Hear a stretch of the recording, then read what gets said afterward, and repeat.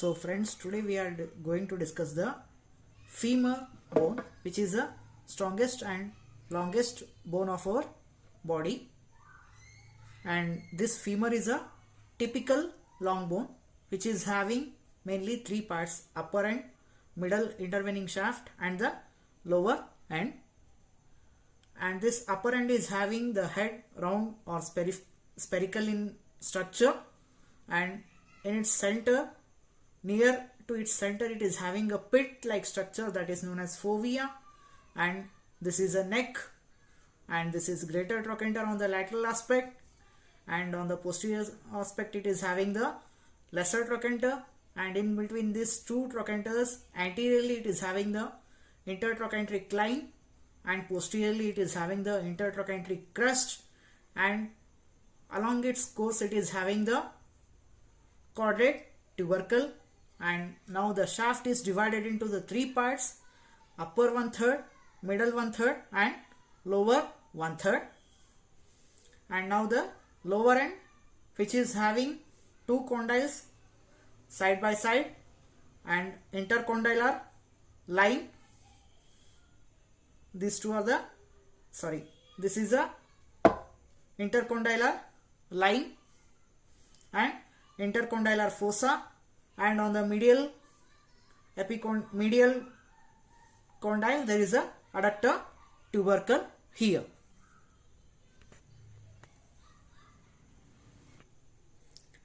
Now we come to the side determination of this bone. So for the side determination, mainly 4 points are present: the upper end, which is having the head and neck; the lower end having the two condyles, and the head is directed medially upwards and forwards. And the fourth point is the greater trochanter, which is directed laterally.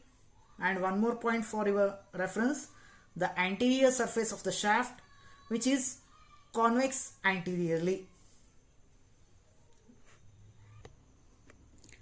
Now about the anatomical position of this bone. So this is a anatomical position in which the head lies or directed upwards, forwards and medially, and the shaft is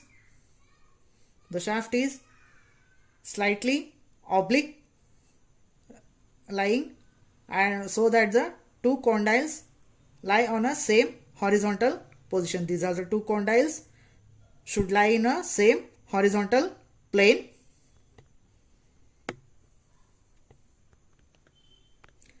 Now we are going to discuss about the angles of the neck. The first one is angle of inclination, that is the angle between the long axis of the long axis of shaft of the femur and long axis of the neck of the femur. So here this produces the angle of inclination, which is around 125 to 126 degree, and normally it is in between the 120 to 135 degree. If it is more than 135 degree, that is known as coxa valga, and if it is less than 120 degree, it is known as coxa vara. And now we are going to discuss the second angle, that is angle of torsion, that is in between the transverse axis of the upper end and lower end, which is around 15 degree.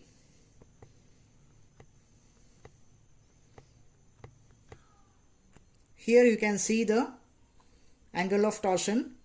The blue marking or the blue color suggests the upper end, yellow color suggests the lower end. So here the head is tilted slightly on the anterior aspect. This is normal anteversion, and here it is excessive anteversion, and here it is retroversion, that is below the 10 degrees. And the third angle is known as trochanteric shaft angle. This is a shaft as well as this is a greater trochanter.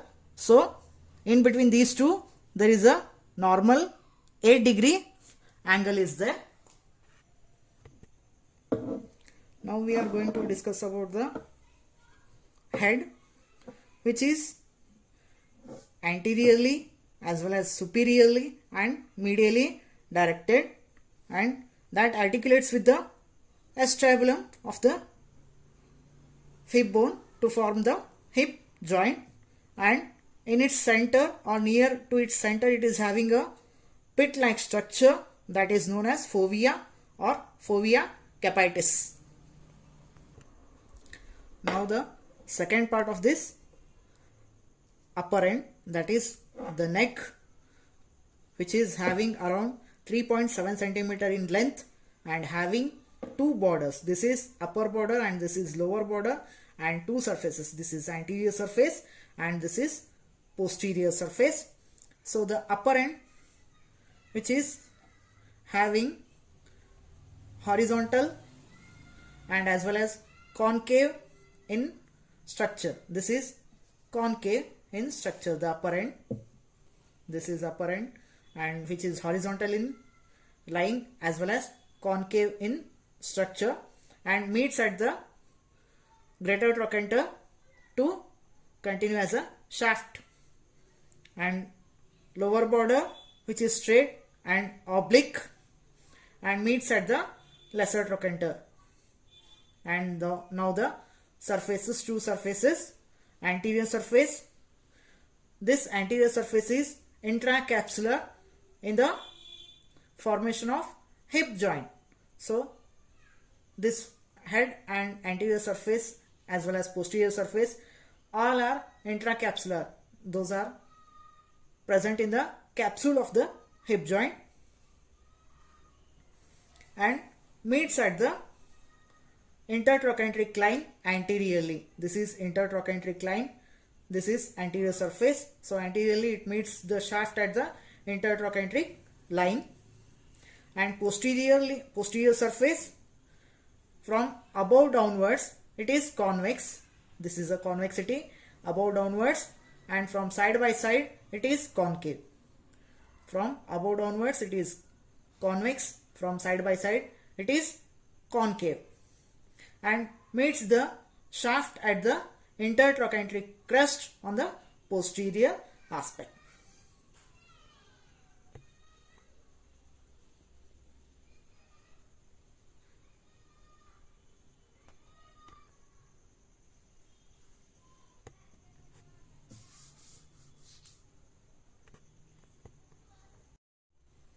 Now this is a greater trochanter which is quadrangular in structure and which is having the upper border, and this upper border is at the level of the center of the head. This is the head, and if you see, this is at the level of the center of the head, and which is having three surfaces: anterior surface, lateral surface, and this is a medial surface. And here this medial surface which is having two impressions. One is rough impression on the superior surface, and on one more is depression on the lower side, that is known as intertrochanteric fossa. This is a rough impression and this is a intertrochanteric fossa. And this lateral surface which is having a oblique ridge. This is a oblique ridge which is downwards and forwards. And now the lesser trochanter. This is a lesser trochanter, conical prominence which is present on the medial aspect as well as backwards on the posterior surface. This is a lesser trochanter which is medially as well as posterior to the bone. Now the intertrochanteric line. The line between the greater trochanter and the lesser trochanter from the anterior aspect is known as the intertrochanteric line, and the line between the, or the crest between the greater trochanter and the lesser trochanter from the posterior aspect is known as intertrochanteric crust. And this intertrochanteric line, which continues as a spiral line on the posterior aspect of the shaft. Now,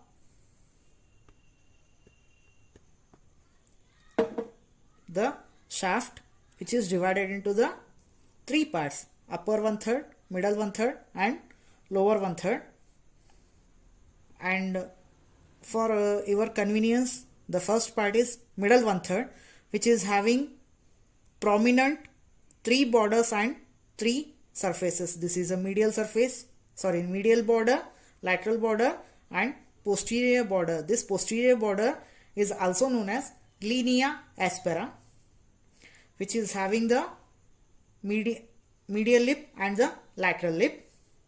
And upper 1/3 again having four surfaces, that is anterior surface, medial surface, lateral surface, and this is posterior surface. So here the lips of linea aspera diverge on the either side.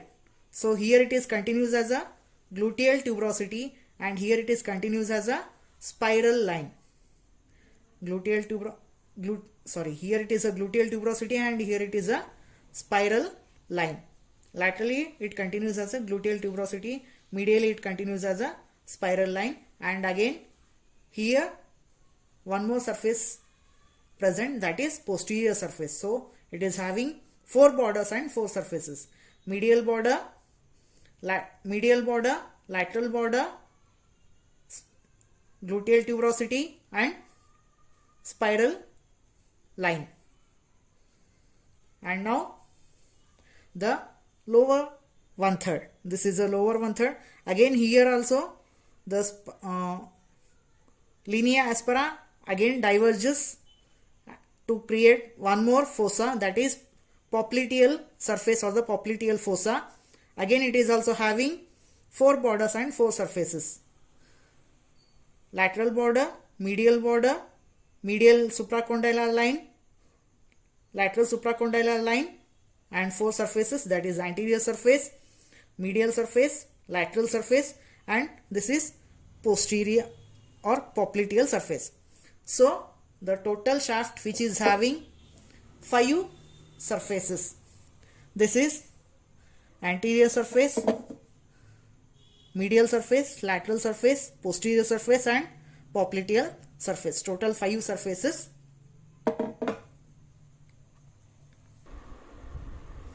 Now we are going to discuss the lower end, which is having 2 condyles. This is lateral condyle and this is medial condyle.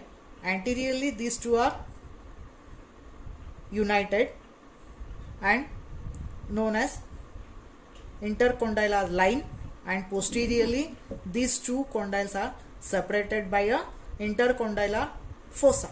This is a fossa, intercondylar fossa, and here it is having articular surfaces. So here it is a anterior surface which articulates with the patella of the knee joint, and this is inferior surface. This one is inferior surface and this is posterior surface that articulates with the tibia. So these two are known as tibial articular surfaces and it is patellar articular surface. So this lateral condyle, which is having lateral predominance or lateral prominence known as lateral epicondyle, and medial prominence is known as medial epicondyle, and posterior superior to this there is a adductor tubercle on this medial condyle. So now we are going to discuss about the attachments on the femur bone. Firstly, here it is a fovea which is attached to the ligament of head of femur. Ligament of head of femur, or it is also known as ligamentum teres. In this picture you can see here this is a fovea and here it is a attachment of ligament, that is ligament of head of femur, and this is a acetabulum of the hip bone. Now the attachments on the greater trochanter. Here it is the apex of this greater trochanter. There is insertion of piriformis muscle. Here it is also there, piriformis muscle, insertion of. So here it is written with the blue ink, blue pen, that indicates the insertion, and green pen that indicates the ligament, and red pen that indicates the origin of the muscle. So piriformis at the apex of the greater trochanter, and here it is on the lateral part of the anterior surface. There is attachment of gluteus minimus muscle and rough impression. So here on the rough impression of the medial surface, attachment of two gamellae, that is superior and inferior gamellae, as well as obturator internus muscle, three muscles, two gamellae and one muscle. And here trochanteric fossa. In this trochanteric fossa there is an attachment of obturator externus muscle here, and ridge of lateral surface. Here it is attachment of gluteus medius muscle. So in this picture we can clearly see on the ridge of the lateral surface there is a insertion of gluteus medius muscle, and on the other structures, other muscles have been attached, that is gemellus inferior and gemellus superior on the rough portion of the medial surface, and obturator internus on the trochanteric fossa, and piriformis on the apex. So for your convenience you can easily denote by the POGO, that is piriformis muscle, obturator internus and gluteus maximus, and obturator externus muscle. And now on the lesser trochanter, this is a lesser trochanter. To its apex the psoas major muscle is inserted, and iliacus muscle on the anterior surface of the base of the trochanter. Here it is anterior surface as well as base of the lesser trochanter, and adductor magnus on the posterior surface. This is on the posterior surface, adductor magnus muscle has been inserted. So now on the intertrochanteric line. So along this intertrochanteric line there is a attachment of capsular ligament of the hip joint and iliofemoral ligament, upper band on the superior aspect, lower band on the inferior aspect. In this picture you can easily see this is the intertrochanteric line after dissecting of the capsular ligament of the hip joint. So here it is two bands, this is upper band and this is lower band of the iliofemoral ligament, and two muscles are attached or takes origin on the intertrochanteric line. On the above it is vastus lateralis and below it is vastus medialis, and on this quadrate tubercle there is a insertion of quadratus femoris muscle. So the muscle attachments on the shaft of the femur. So before going to this we are going to discuss the compartments of the thigh. So there are three compartments of the thigh. Those are anterior compartment, medial compartment and posterior compartment, and these three compartments are formed by the attachments on the linea aspera. This is a linea aspera on the posterior surface. So this is medial lip of the linea aspera, this is lateral lip of linea aspera, and intermediate area in between these two lips. So on the medial lip of the linea aspera there is attachment of medial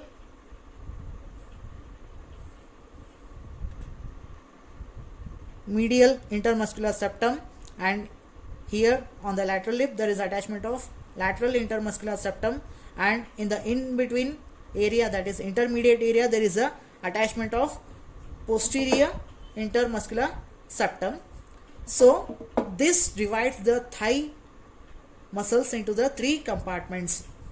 So between the medial intermuscular septum and the lateral intermuscular septum, there is a anterior compartment of the thigh. So this anterior compartment of thigh, which is having 5 muscles, namely quadriceps femoris, 4 in number, plus sartorius muscle, and medial compartment which is having the adductor muscles, and posterior compartment again hamstring muscles along with short head of biceps femoris muscle. So from medial lip to lateral lip, it is anterior compartment, and from medial lip to the intermediate area, this is posterior compartment. From intermediate area to the lateral lip, it is medial compartment. So there are 3 compartments.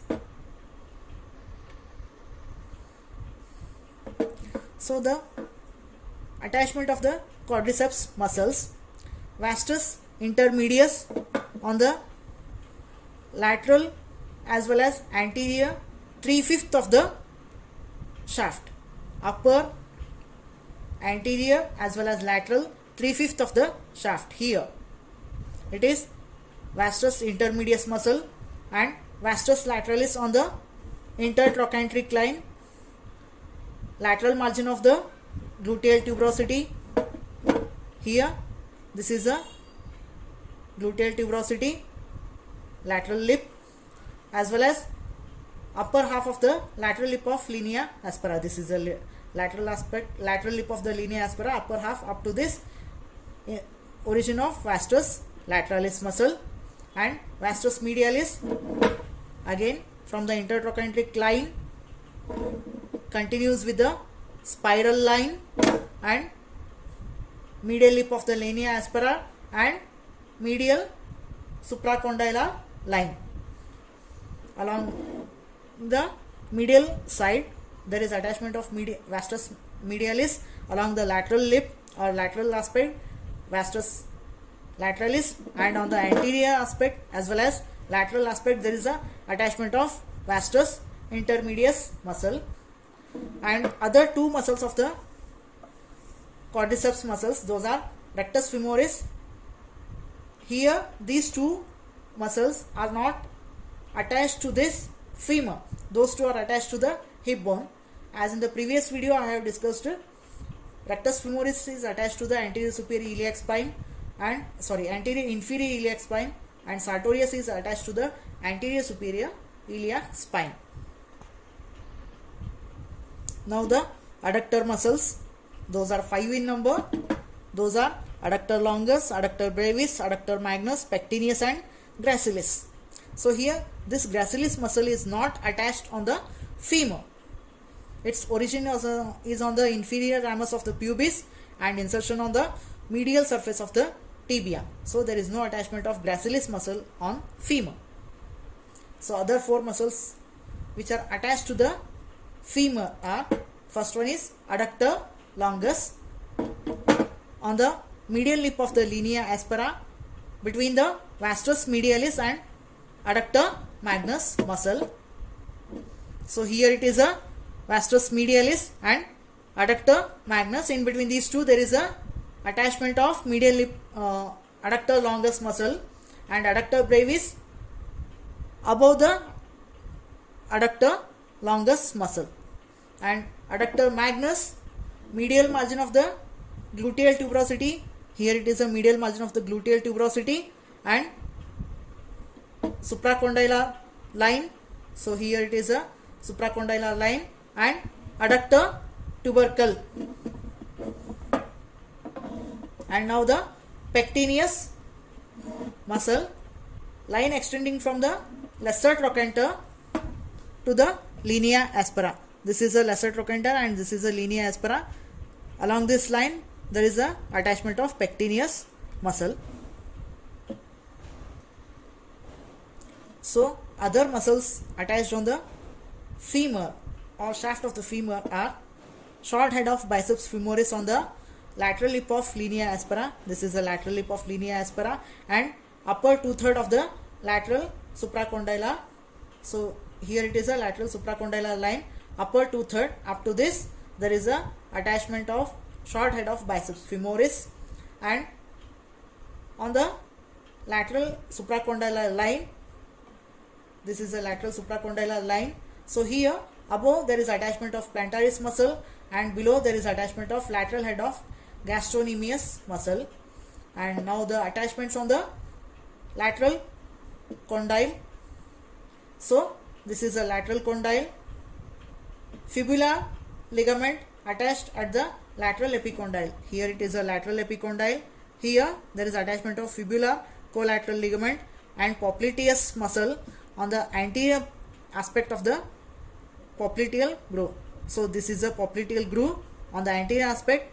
Here there is attachment of popliteal muscle, and medial condyle attachments are tibial collateral ligament on the medial condyle, medial epicondyle, and adductor magnus on the adductor tubercle. This is the adductor tubercle, and here there is attachment of adductor magnus muscle. So this completes the site determination, anatomical position, its features and attachments of the femur. Thank you.